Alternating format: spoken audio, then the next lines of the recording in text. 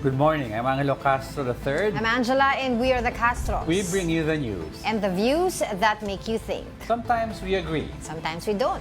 This is News and Views. And here are today's headlines. Several cities in Metro Manila canceled classes today. This is due to expected heat index hitting 46 degrees Celsius. PNP is now investigating the donations made by alleged Chinese spies to two police forces and a local government unit. But what are the guidelines of the PNP for accepting donations? Stay tuned as we will discuss pressing issues and politics with senatorial candidate Heidi Mendoza. And Pope Francis thanked Catholics for praying for his fast recovery. His reminder to everyone is to pray for peace, especially for those in Ukraine. Malacanang has ordered all presidential appointees under the Presidential Communications Office to submit their courtesy resignations. Executive Secretary Lucas Bersamin issued the directive through a memorandum dated February 25. The move aims to give newly appointed PCO Secretary Jay Ruiz a free hand in carrying out his duties. Officials were given until February 28, 2025 to comply. Bersamin also instructed Ruiz to ensure that all affected officials are properly informed and adhere to the directive.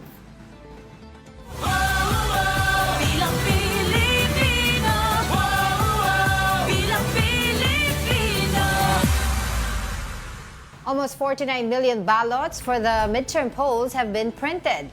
COMELEC Chairman George Garcia said they aim to finish printing the remaining 20 million ballots by March 14. Verification will then be completed by April 20. This means that the poll body won't be able to remove the names of pets who will back out from now on. Lahat po ng boto sa kanila will be considered stray for purposes of the counting and the canvassing of the results.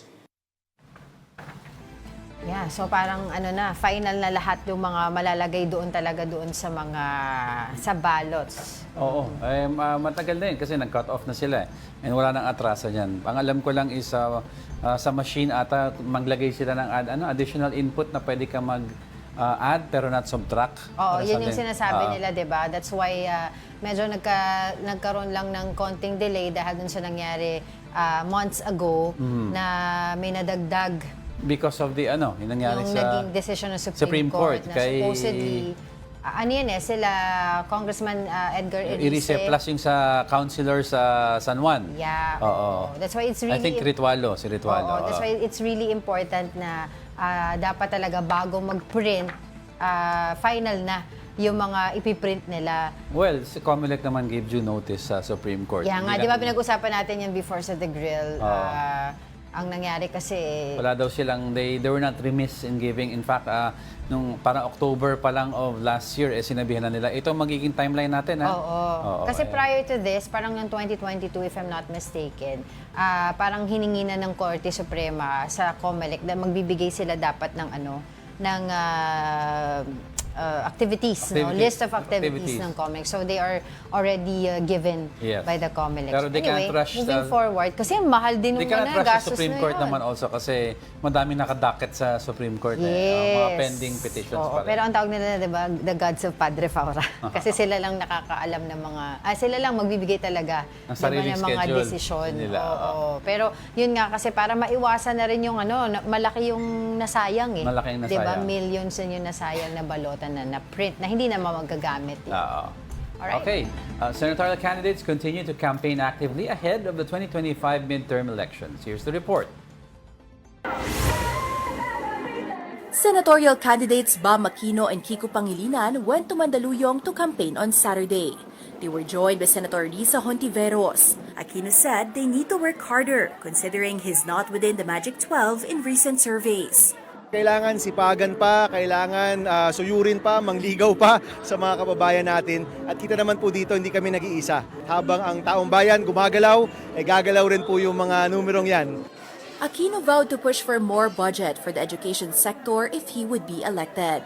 Pangilinan, meanwhile, reiterated his plans for food security. Mapapababa ang presyo ng pagkain, yung food security, tsaka pagsuporta sa agrikultura. Naniniwala ako, pag nalaman ng ating mga kababayan sa tulong ng media na yan ang ating isinusulong, dadagdag pa. Marami pang masusuporta sa atin. Akbayan First nominee Chel Diokno was also present. Kailangan po natin ng mga progresibong kandidato na lalaban para sa kapakanan ng ordinaryong Pilipino. Handang-handa po kami ipaglaban kayo. Meanwhile, PDP laban bets were in Calamba, Laguna to woo voters. Aside from laying down their platforms for education and poverty, they also emphasized their opposition against Vice President Sara Duterte's impeachment. 9 lang po ang kailangan natin para itigil ang pinakamalaki na injustice na gagawin sa atin ng Kongreso. Kapag yung team na yan ay nanalo uli, tuloy-tuloy na nilang tatanggalin ng Vice President. Re-electionist Senator Bongo believes that it will undergo due process. Based on evidence yan. Kung walang ebidensya, di wala.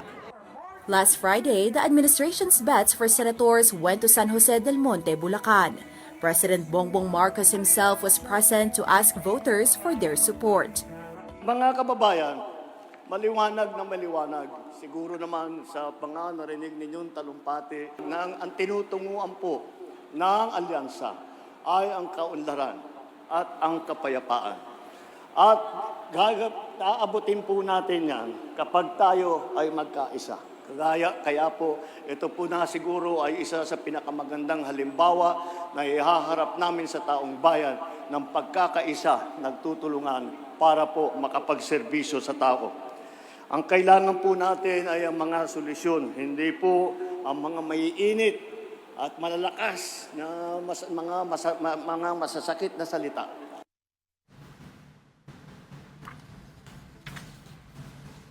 Almost 1,400 arrests have been made for violating the election gun ban ahead of the midterm elections.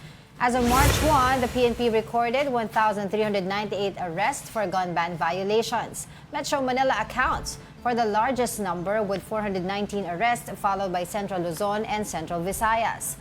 Authorities have seized 1,422 firearms ranging from revolvers to explosives during the election gun ban period. The gun ban, which began on January 12, is set to end on June 11, 2025. Meanwhile, several areas in Metro Manila have suspended face-to-face classes on Monday, today, due to PAGASA's forecast of a heat index, possibly reaching 46 degrees Celsius. To get more updates on the weather, we have with us Veronica Torres from PAGASA. Veronica, good morning. Hello, good morning, and sa ating mga taga-subaybay rin. Yes, Veronica, nakita natin yung mga pronouncements ng PAGASA, yung forecast for today's heat index, no? Ano po ang mga parts of the Philippines na makakaranas ng matataas na heat index? Yes po, base nga po sa forecast kahapon, ang mga matataas na heat index, yung posibleng umabot ng 46 degrees Celsius sa Metro Manila, sa Science Garden, pati na rin sa may Clark Airport sa Pampanga. 45 degrees Celsius naman posible sa CLSU, Muñoz sa may Nueva Ecija naman po. Having said that po, Miss Veronica, ito na po ba ang hudyat ng pagdedeklara ng PAGASA na dry season na po talaga tayo ngayon?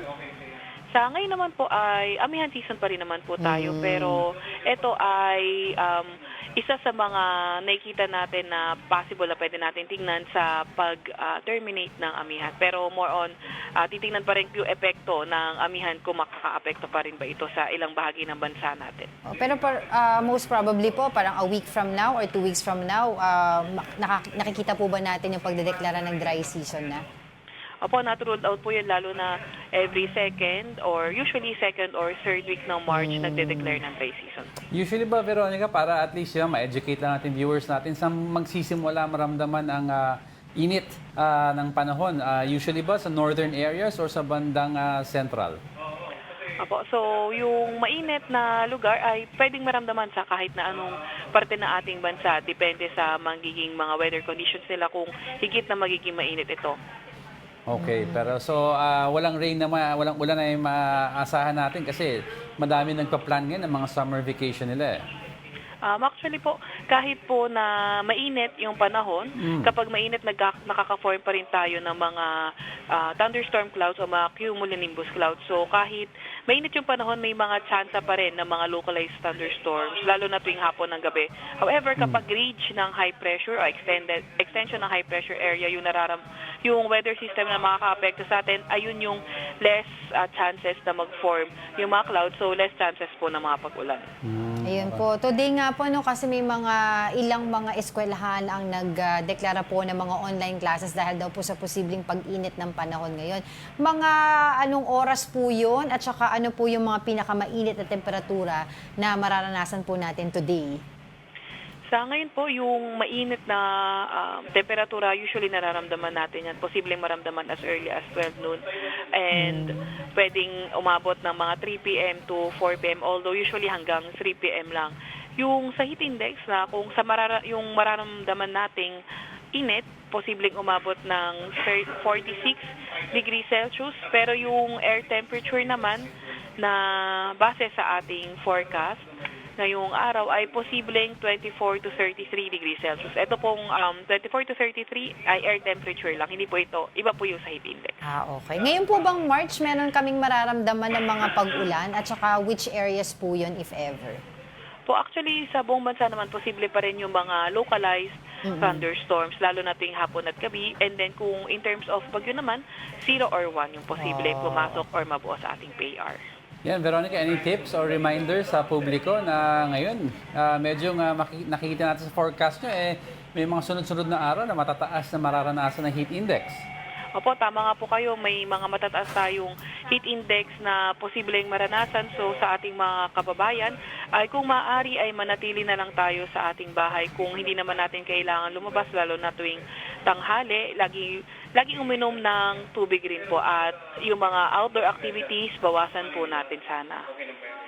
Alright, thank you for your time, Veronica Torres. Salamat po.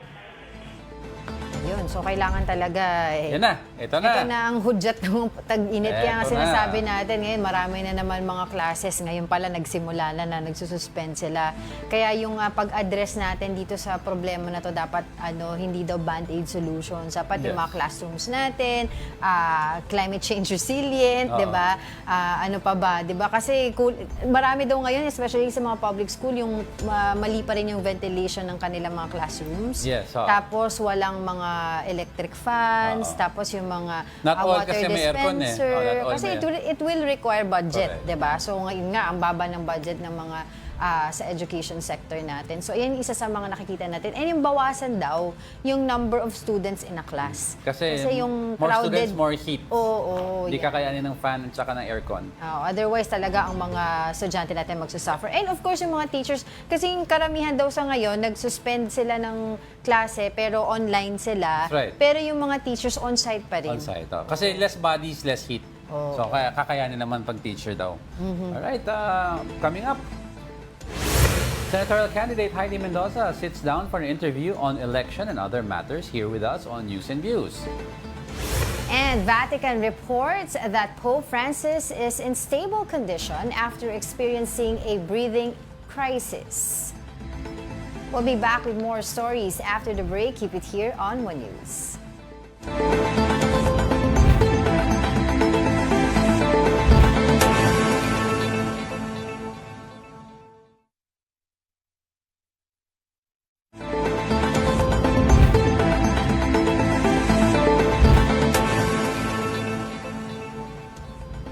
Good morning. You're still watching News and Views here on One News. Pope Francis remains stable and no longer require the use of mechanical ventilation. Gretchen Ho has the details straight from Vatican. Pag-asa natin sa Diyos na siyang humihilom, ang Diyos na nagtagumpay laban sa karamdaman, sa kasalanan at sa kamatayan ay lumapit at humipo at magpagaling kay Pope Francis. Filipinos in Rome stormed the heavens with prayers as Pope Francis got off on a rocky weekend. Several Pinoy priests and laymen came together Sunday afternoon to offer a special mass and a holy hour of prayer for the ailing 88-year-old pontiff who had a sudden worsening of his respiratory condition over the weekend. On his 14th day at the Gemelli Hospital, Pope Francis experienced a setback in his recovery with an isolated episode of bronchospasm that led to a coughing fit and the Pope inhaling vomit. He was immediately subjected to aspiration to clear his airways and was put on a non-invasive mechanical ventilator to help him breathe. The Pope's condition has since been stable, with the past 3 nights having been peaceful and no new respiratory attacks occurring. In his latest Angelus address published by the Holy See Press Office, Pope Francis thanked the faithful for their closeness in his moment of frailty and expressed gratitude for his doctors. Even in his moment of personal suffering, Pope Francis took time to remind everyone to continue praying for peace and remember those tormented in Ukraine and other troubled spots around the world. The tightly knit Filipino community got together yesterday at the Basilica del Sacre Cuore to offer a mass and prayers for the pontiff's continuing recovery. Ang Basilica de Sacro Cuore ang tahanan ng oldest community ng mga Pilipino dito sa Roma. At dito rin sa simbahan kung saan huling nagmisa si Don Bosco, buhay na buhay ang boses, diwa at dasal ng mga Pilipino para sa Santo Papa. Leading the celebration for the Filipino community was none other than Cardinal Luis Antonio Tagle, said to be one of Pope Francis' favorite cardinals. In the power and working of the Holy Spirit, you give life to all things and make them holy, and you never cease to gather a people to yourself. And speaking of favorite, it is no secret that Pope Francis is close to the hearts of Filipinos as well. He do lots of things. He reached to everyone. Like here also, he touched my hand. Tayo yung sa lahat ng migrants sa buong mundo, tayo ang mahal na mahal ni Pope Francis. Hindi niya nakakalimutan na batiin ang mga Pilipino. Mahal ka namin, Lolo Kiko. Mga Pinoy, since very close si Pope Francis sa atin, malungkot, and at the same time hopeful na gumaling siya. No? And every day there's that rosary at the Vatican, and many of our Filipino kababayans are participating in that prayer for him. Well, it seems some prayers have been granted. Just this morning, doctors say that they have discontinued mechanical ventilation, but they continue to monitor the complex situation with the prognosis still remaining guarded. Complicating the recovery, of course, is the long history Pope Francis has had with lung issues, with a part of his lung being removed when he was 21. In the meantime, Catholics, especially Filipinos here in Rome, continue to say the rosary for the Pope every night right here from the Vatican. Meanwhile, in other news, Malacanang attributes the country's removal from the dirty money gray list to Pogo ban. Palace Press Officer Undersecretary Claire Castro said Pogos are one of the factors preventing the Philippines from being excluded from the list. Recall that President Bongbong Marcos himself directed to eliminate all Pogos in the country last year. The Philippines was eventually removed from the Financial Action Task Force's gray list on February 21. The FATF acknowledged the country's progress in strengthening its anti-money laundering and counter-terrorism financing measures. Meanwhile, the Philippine National Police has launched an investigation into the reported donations made by alleged Chinese spies to 2 police forces and a local government unit. According to Criminal Investigation and Detection Group Director Major General Nicolas Torre III, the probe aims to determine the circumstances surrounding the donations. He added that the PNP has guidelines for accepting donations from foreign entities and non-government organizations. Reuters reported that the arrested Chinese nationals Wang Yongyi, Wu Junren, and Kai Xiaohuang and Chen Haitao are linked to civic groups associated with China's Communist Party. 3 of them donated 10 motorbikes to Manila Police, while another gave 10 patrol vehicles to the Tarlac Police and city government. PNP Anti-Kidnapping Group Chief Elmer Ragay has been relieved from his post. This comes amid mounting questions surrounding the kidnapping of a 14-year-old Chinese student. PNP Chief Romel Marbil announced the administrative relief, citing reports that raised doubts about the legitimacy of the rescue operation. The victim, a student at an exclusive school in Taguig, was reportedly rescued in Parañaque, but the details surrounding the operation have come under scrutiny. Now to provide several insights on issues, we have former COA Commissioner and now senatorial candidate Heidi Mendoza live in the studio. Good morning. Good morning, Angela. Good morning, Diego. Good morning, ma'am. Thank you for joining us. It's a pleasure. Thank you too. Thank you. Right, Good let's morning get right to to all it. of your viewers and Of course. Go ahead, Angel. Okay. So, yung 2025 national budget has been criticized for containing questionable allocations, no?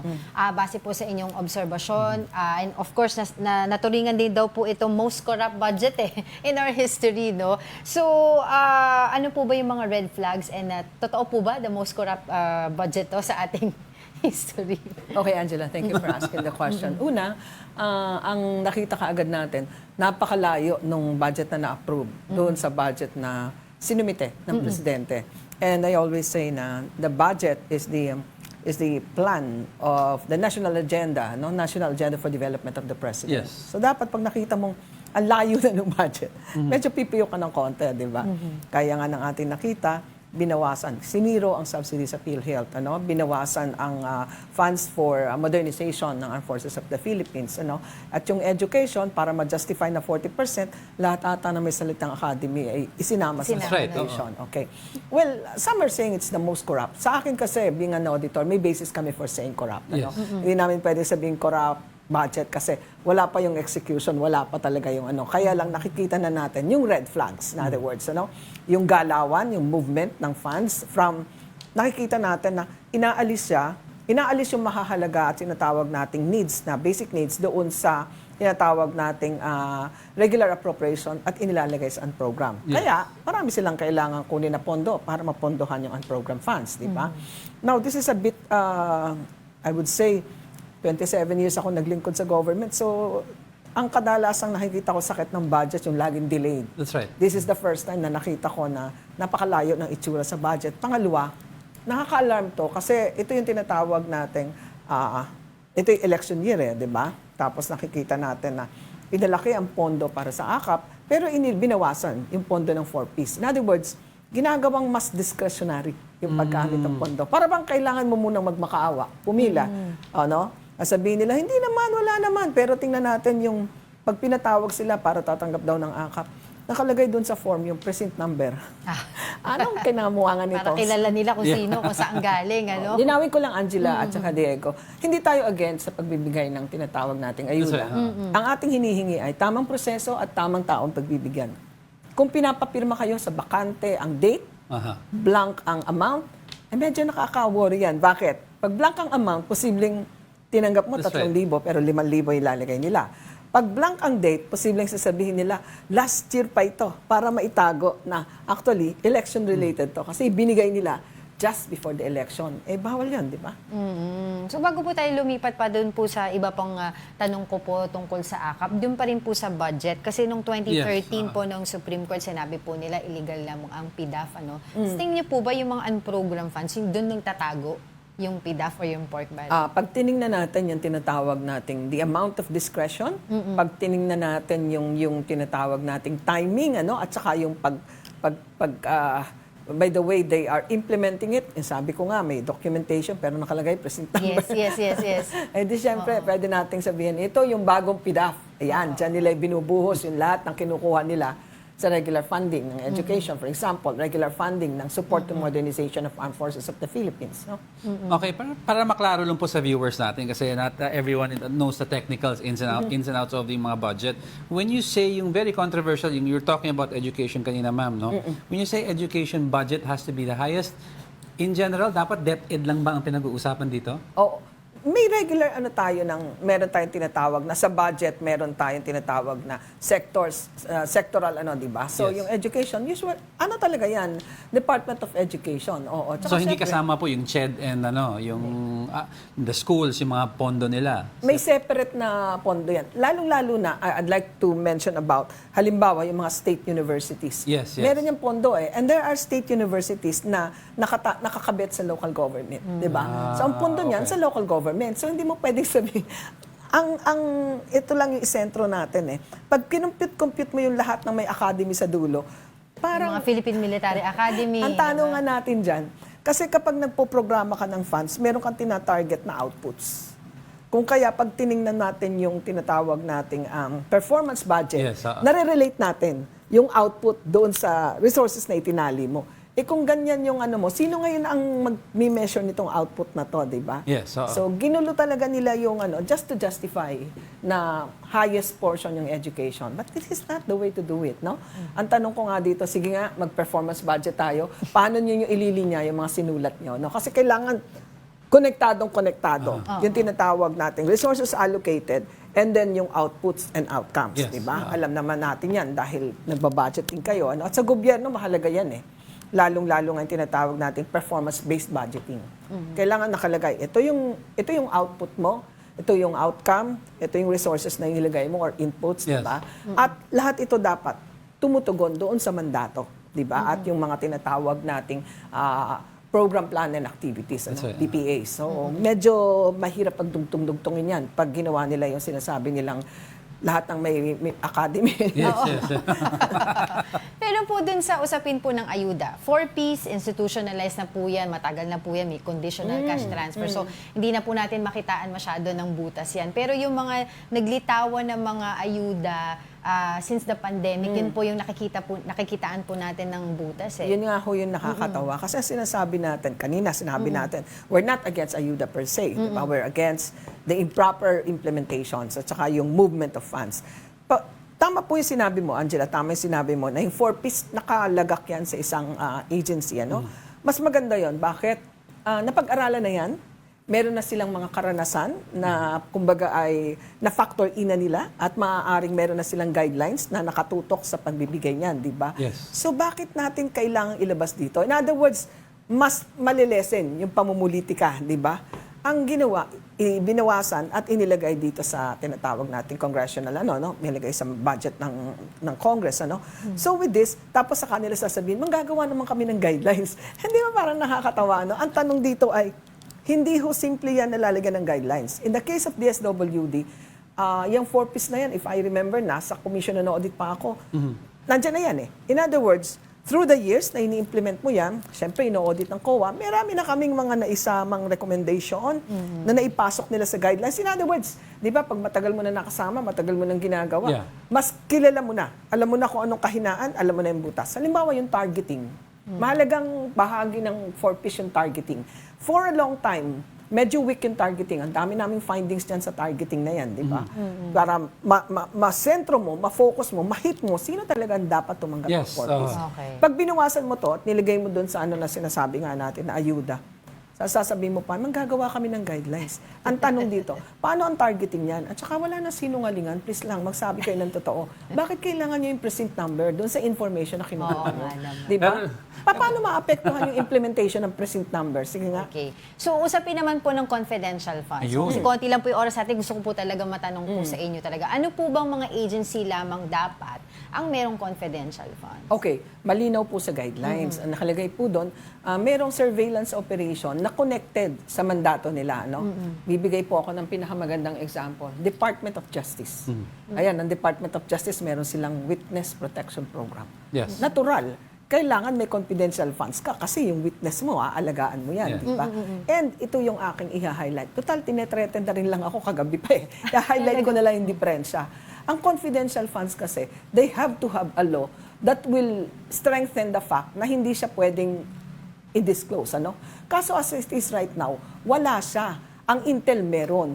Pero in the case of the Department of Justice, may Republic Act na nagsasabing itong aming confi funds ay pwede naming i-reveal upon order of the court. The rest of the agencies na civilian na may confi funds, walang batas na nagsasabi nun. So it goes against the provision of the Constitution which says meron tayong right So na yung malaman. sinasabi po ni VP Sara, dahil yun po yung pinagmulan po ng lahat ng gulong ito, yung confidential fund, hindi niya pwedeng sabihin yung detalye kung saan niya, hence may mga piatos at mga ano doon. Tama po ba Kailangan, siya sa part na? bibigay ko example ko. Among the civilian agencies na merong Republic Act, na merong batas na nagsasabing kailangan mo muna ng court, it's only the Department of Justice. Okay. So yan, yun po. Bago niyo ako i-threaten at takutin na hindi Ano ako po yung marunong threaten? ng Ano po? dapat daw ako itumba nung mga informant, lalong-lalo na daw kung madi-disclose ang information. Bago niyo po ako i-threaten kasi dinedelikado ko daw yung mga buhay ng informant. Second, dinedelikado ko daw at pinapawalang bisa ko yung mga anti-corruption laws and rules and regulation. They cited Republic Act 3019, Article K. Hello. Kalagay po dyan, guilty ka ng corruption kung ibinigay mo sa hindi authorized. Hindi ko naman po binibigay, wala nga ako sa COA. Ang pangalawa, kung isasubmit po yan sa COA, ipapakita yung tunay na yung journal, authorized po sila, di ba? Nasaan yung pinagsasasabi yung violation of RA 3019? Galing-galingan din naman. At bago kayo manakot, siguraduhin yung nasa tama kayong lugar. So, iulitin ko in the case of civilian agencies, kailangan may batas. Katulad ng Department of Justice, yung kanilang witness protection, pangitang-pangita ang mandato. Sakto. Department of Education, sakto ba? Parang hindi naman natin makita kung saan. Pero just the same, nag-protect ang Department of Justice. Meron silang Republic Act. Okay. So go ahead. Hindi, mabilisan lang po. Ang presidente po ba dapat may confidential funds? Kasi sabi ni Congresswoman Franz Castro wala daw. Para sa kanya hindi. Nag-iiba Kayo kami. po. Ako nag-agree ako. Kasi halimbawa, in the case of President Noy, meron siyang confidential funds, pero until 500 million. Kasi yung backdoor negotiation, di ba? Civilian agency ang Office of the President, right? May backdoor negotiation ka. Kunyari, makikipagsundo ka sa, may peacekeeping kang inaayos during the time of, Humingi ka ng tulong sa Malaysia. Humihingi ka ng tulong sa mga ibang international Muslim organizations, di ba? May pwede kang paggamitan. So, nagdi-disagree ako kay Pinag-aralan namin ito lahat, noong 2015. Ito ang ating question. Bakit po ba Senado? Sabi po nila, napakagaling nyo po sa pag-audit. Kilala po kayo dyan, di ba? Talagang yung larangan nyo po. At saka, sabi nila, ang ganda ng tandem nyo, if ever, ni Senator Ping Lacson. Pero bakit pa Senado? Bakit Senado? Kasi hindi lang ako tumatakbo para manalo. Tumatakbo ako upang tayuan yung napakalaking pangangailangan. Tumatakbo ako kasama ang mga pinaglalabang kong advokasya. Advokasya ng citizens empowerment, advokasya ng transparency and accountability in government. Pag tumakbo po ako siguro sa local government, siguro kung umuwi ako sa Tayabas, mananalo ako. Kung tumakbo ako sa party list, siguro sa dami ng accountants, mananalo din ako. Ang tanong, ako po ba at ang expertise ko ay dun kailangan? Sa tingin ko po, meron po tayong tinutugunan, pinupuno ang vacancy or space dito sa Senado. Pangalawa, sasabihin niyo ang husay na auditor, hindi lang naman po auditor. Pwede naman din po tayong maging mahusay pagdating po sa oversight. Yung pag-iisip or pag-evaluate ng budget. At i-relate ko rin, katulad ng bumagsak na tulay, di ba? Ako yung mag-isa pag ini-interview, hindi ko sinasabing itaas ang sahod, ibaba ang presyo. Hindi ako ganun Sinasabi ko, kailangan na pag-aralan yan. Paano mo itataas yung sahod kung wala ka namang pagkukunan, di ba? Magsasara lang ang mga pabrika. But I'm not saying I'm not towards Pero pagbagsak ng tulay, ang sabi ko, pwede kayang lagay natin sa kontrata? Ito ang number of days. Ito yung amount. Ikaw ang contractor. Pag hindi tumagal itong project mo, ikaw ang may kasalanan.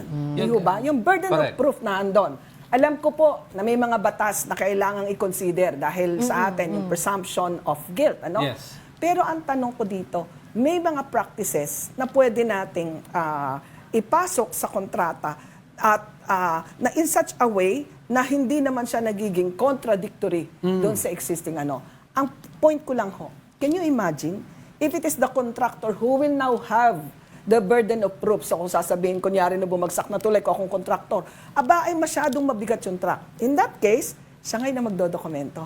Ito ang weight, ito ang description ng aking wala tayong gagastusin para pahirapan yung sarili natin ng yan. At hindi dapat matapos doon sa tinatawag nating burden of proof. Kailangan may criminal liability. Pero sa criminal liability, dahil napakahaba ng proseso natin, ang burden of proof, isinlift na natin So hindi na natin pahihirapan masyado ang ating mga prosecutor. Ang katanungan kasi ng marami po, hindi daw mahirap ang Pilipinas. Kung totoo po, madami tayong pera, madami tayong resources. Ang problem po daw is tila nagkakaimbudo ang pag-flow ng pera mula sa taas, pababa sa taong bayan. Pag nahalal po daw kayo, how can you help improve this flow of funds or resources down to the people? Which is very evident na throughout the years, talagang it's been a big problem. Okay. Ito siguro yung kasi lagi nga sasabihin, ay mag-isa ka lang, paano mo lalabanan yan? Ang lagi ko pong ipinapahayag. Can you imagine, nasabi natin, tututulan natin yung pork barrel. Pero pagdating natin, hindi naman stop agad yan. Yes, support. Pero, Angelo, at saka pag Angela, Andeo, kapag halimbawa, nilagay natin na ang aking pork barrel o ang aking PDAF ay merong listahan na bukas sa tao. Kung saan napunta, magkanong napunta, anong outputs, at may third party ka na i-accredit mong pwedeng mag-audit ng iyong project. Sa tingin niyo ho ba, makipakita natin na kaya palang gawin ito. And that will start the wave by which yung tao ngayon ang mag-i-ensure ng pananagutan, di ba? Kaya naman palang gawin nailista, naging transparent, naipakita kung saan napunta ang PDAP. Singilin natin yung lahat ng may PDAP. Ipakita rin yun at ilista. Posibleng mahirap sa susunod na taon, pero pagdating sa eleksyon, yan ang gawin nating issue. Hindi mo mapakita kung saan mo ginamit ang iyong PDAP, then wag natin silang iboto. Dami magagalit na congressman. Marami magagalit. Kaya nga marami tayong kalaban at parang mahirap manalo. Pero yun nga po yung iba pong mga sinasabi po ng mga ibang kandidato na mga kausap namin, taas ng presyo, 'di ba, pabababain yung taas ng pasahod, etc. Pero kayo po, ma'am, paano niyo po maibababa sa mga kababayan po natin sa masa yung usapin ng budget na sa tingin po nila, paano po natin ma-relate yun sa kanila? Okay. Matagal na natin pinagsikapan yan, long before I ran. Nagtuturo ako public financial management, nagtuturo ako ng good governance and accountability, ethics, leadership. Sinubukan kong ibaba yung pagtuturo ng budget. Nilalagay natin, pinataas natin yung relatability. Nung itinuturo ko yung ayuda, ang sinasabi ko, parang may tita ka nasa abroad, nagpapadala ng pera, di ba? So, posibleng pinadala doon sa panganay na anak, and then kung gastusin ng panganay na anak sa lakwatsa, mawawalan ng tamang, ng maayos na paggamit ng pera, madideprive ng benefits yung the rest of the And then, kung minsan kailangan din nating tingnan, kung padala ng ayuda, hindi na nag-aral, hindi nakagraduate, naglakwat siya. So, madali nating maipakita sa tao na yung budget, pwede nating tingnan na pera ng bayan pinag-ambag-ambag. Kung kaya, dapat kung ano lang yung kailangan, yun lang ang kukunin at hanggat maaari, ginagamit natin yung budget upang pantay-pantayin na mabigyan ang pangangailangan ng maraming mamamayan. So, paano po yan? Kanina sabi niyo po, mahirap manalo. Di ba, bearer of bad news, nakikita po natin sa survey, mababa po talaga po kayo, wala po kayo sa top 12. So, what can you say about that? Hindi ako nag-worry dyan. Susurpresahin ko kayong lahat. Malakas ang loob ko. Malakas ang loob ko kasi nakita ko, nagawa kong pag-ambag-ambagin ang maraming Pilipino. Yung tricycle driver na nag-aambag ng 200 pesos para makapagpa-print ng tarpaulin. Ang estudyanteng nag-aambag ng 40 pesos. If we can push everyone na mag-make ambag dito sa tinatawag nating aking pagtakbo, hihingin ko na rin mag-ambag-ambag tayo sa dasal. Kung nandyan ang dasal at yung initiative ng taong makiambag sa aking pagtakbo, we will own up this election and consider it as an election of possibilities. And of course, we'd like to ask you mga quick questions, mga pressing issues. Number one po, what is your stance on political dynasties? Of course, syempre, dapat tapusin na yan, at meron nga tayong sa Constitution, kaya 30 years after, wala pa rin. So, pupunta tayo sa Supreme Court para tanungin nila yung Kongreso, anong ginagawa nyo? Bakit hindi pa naiipasa yan? Diba? Number two po, impeachment. Impeachment. Ni VP Sara, specifically. Okay. Ang tanong ko lang muna, baka kasi ano bang gusto nyong role ko? Do you want me to be a subject matter expert or do you want me to be a senator judge? Saka ko ipapaliwanag. Baka sabihin bias eh. That's a good answer. Ano Ikaw pa ba? ba? Meron ka? Ano pa bang mga pressing issue natin? Same-sex marriage. Same-sex marriage, ang pag-ibig ay hindi sumusuko. Subalit ang pag-ibig, bagamat kinikilala ang karapatan, ay hindi siya nag-i-insist na hindi igalang ang karapatan ng institutions at ang karapatan ng nakararami. In other words, ang pag-ibig ay mapagpaubaya. Alam mo ba si ma'am, poet at heart? Divorce bill, sinabi ko na po yun. Hindi ho ako naniniwala na kapag hindi gumagana ay dapat yan. Ang sabi ko ho, tingnan natin yung existing provisions of the law, yung ating mga tinatawag na options. On dead marriages, yung tipong hindi na kayo nagmamahalan. Eh, okay lang yung hindi nagmamahalan, pwedeng no? Pero yung hindi nagmamahalan na may nasasaktan. Nasasaktan ng asawa, nasasaktan ng anak, then we can look for a provision na magkakaroon ng tinatawag nating yung parang dissolution of marriage. Ito lang ho kasi ang ko sa divorce.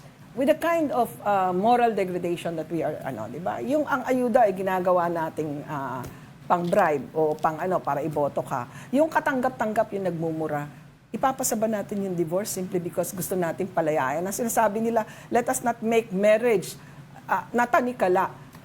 Ang marriage ko naman hindi perfect, I would admit, pero hindi rin siya tanikala. So, ang pag-ibig na tunay, marunong magparaya, marunong magtiis. Subalit kung wala yung pag-ibig, humanap tayo ng existing provisions na pwede natin para hindi naman pwede na pag kakakasal na ngayon, bukas divorce na. Come on. At ito yung aking isa-cite, yung importance ng family. Parati kong pinagdadasal ito, yung integrity ng family as the basic core of society. Bakit tayo may pamahalaang ganito? Pwede rin nating Italian sa klase or uri ng pamilya at yung pagpapatakbo ng pamilya na pagsasama ng mag-asawa, yun ay meron din kinanahan. I don't want to sound very moralist, pero sorry talaga, sa akin, hindi ako suporta sa divorce bill. Okay. So in one of your interviews, sabi niyo po, you are running for senator to bring in an honest and trustworthy lawmaker in the upper chamber. Ngayon po ba walang honest and trustworthy lawmaker in the upper chamber? Honest assessment po? Meron naman, oo. Sino po? Si Risa, diba? San Risa, diba? Oo. And when we say honest, at sinabi natin honest also in terms of you're dealing with the people. Dito ako hinang-hina, sasabihin niyo, kung ang politiko, ikaw kung anong gustong makinig ng tao, yun ang sasabihin mo. People are saying, ayoko na sa'yo kasi against ka sa divorce. But I'm being very honest, no? Ito yung gusto ko sabihin sa inyo. Kesa naman sasabihin ko, okay, susuporta ako dyan, and then pagdating ng bill, hindi ko kayo susundin, di ba? Kung ano yung tapat kong pinaniniwalaan, yun ang sasabihin ko sa inyo. Matalo man ako. Because gusto kong ipakita sa inyo, merong isang senador na tumatakbo pagka-senador na nangangahas na magsabi ng totoo at hubaran ng kanyang sarili, ipakita kung ano ang tunay kong pagkatao. Ayun, ito last question. Okay. Siyempre, meron tayong Duterte, may Marcos, nag-aaway. Saan po pumapanig si Ma'am Heidi Mendoza in terms of kayo ba ay opposition? Kayo ba ay magiging tulad ni Ma'am Risa Ontiveros? Okay. Ang sagot ko dyan ay may team kaliwanagan, may team kasamaan. Tulungan niyo po ako na panindigan natin na mayroong nasa gitna na siyang hahatak sa katiliman at sa kasamaan para once and for all, may pakita natin yung pamamahalang hinahanap ng ating mamamayan, di ba? So sabi nga nila, tax ng ina mo, bantayan natin. On that note, maraming salamat po sa inyong oras, former COA Commissioner and now senatorial candidate Heidi Mendoza. Maraming salamat po. Maraming salamat, ma'am. Thank you. Don't go away, we're not done yet. Stay with us.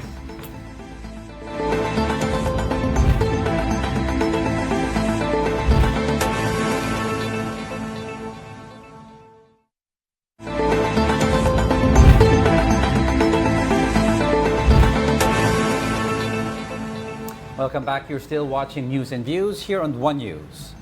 Cases of hand, foot, and mouth disease in the country have tripled, according to the Department of Health. DOH recorded 7,598 cases from January to February 22, significantly higher than the over 2,000 cases reported in the same period in 2024. Now, most of those affected were children aged 9 and below. Symptoms of HFMD included sores or blisters on the hands and feet, fever, and throat pain. Yan, usually kasi mga tinatamaan yung mga bata mga 6 years old to 12 years old. Oo, nako. Yeah, Kaya usually yung mga babies dapat hindi pinapakiss.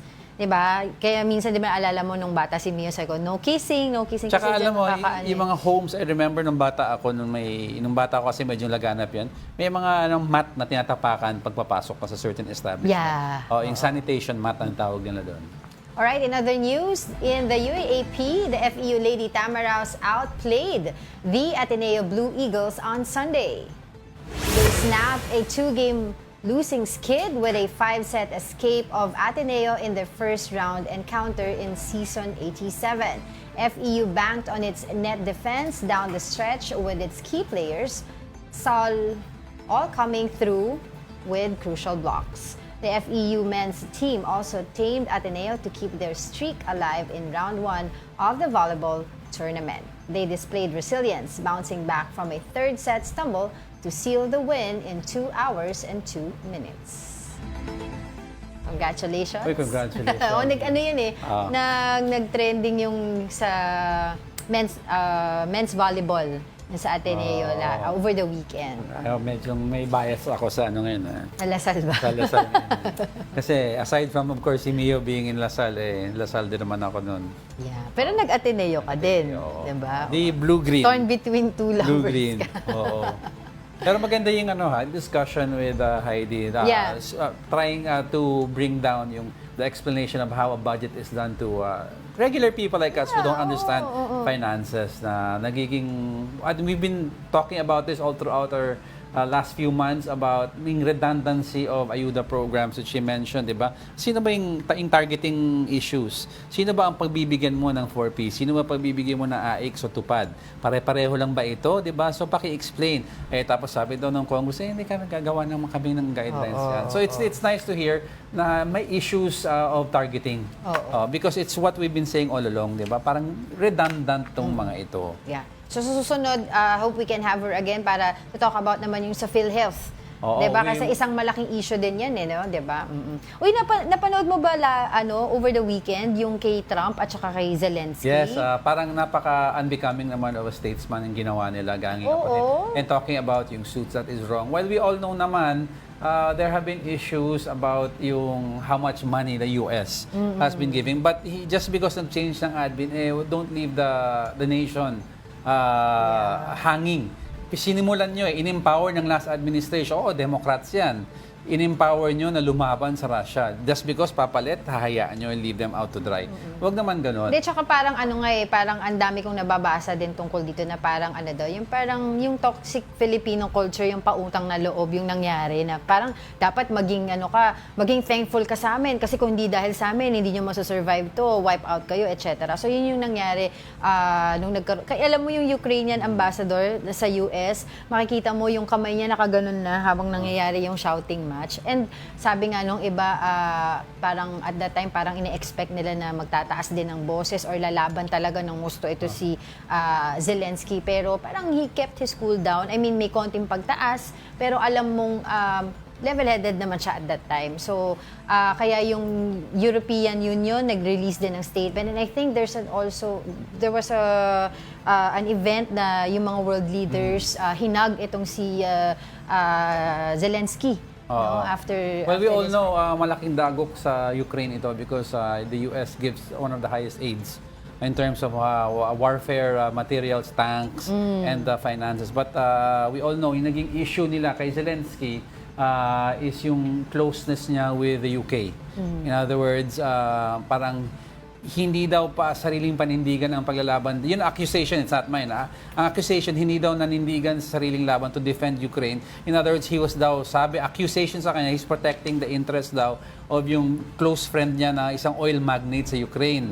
But then again, kasi ang problema nito, in-empower niyo na siya at lumaban sa mga tao. And knowing Vladimir Putin, yung head ng Russia, he's he was a former intelligence officer, and we all know that he is ruthless in his tactics. Yeah, So, at saka lahat ng pinangako He will- para hindi magkaroon ng ganitong war, hindi nila tinupad. Oo. 'Di ba? So kawawa dyan, of course, yung mga tao sa Ukraine. Pero on both sides kasi in the first place, this war should have never really happened. Kasi ang naapektuhan dito within two warring factions. Simula kasi ito when the elections happened at hindi po naiboto yung Russian-friendly candidate na tumakbo sa Ukraine that would have made it hindi daw sana susugurin ni Putin. But then when he saw that a new leader came in na laban sa kanyang mga gusto, ayun na, hindi daw invasion but annexation or occupation. Pero at the end of the day, hindi tama what they did with Zelensky in the White House, 'di ba? Yeah. Oh.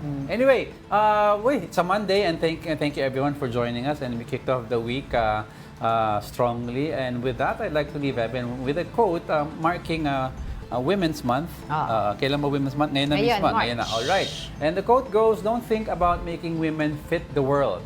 Think about making the world fit women." A quote from Gloria Steinem, American journalist and a social political activist. And that wraps up today's episode of Views and Views. Join us again tomorrow. I'm Angela Lagunsad Castro. And I'm Angelo Castro III. We are one you. All sides, all the time.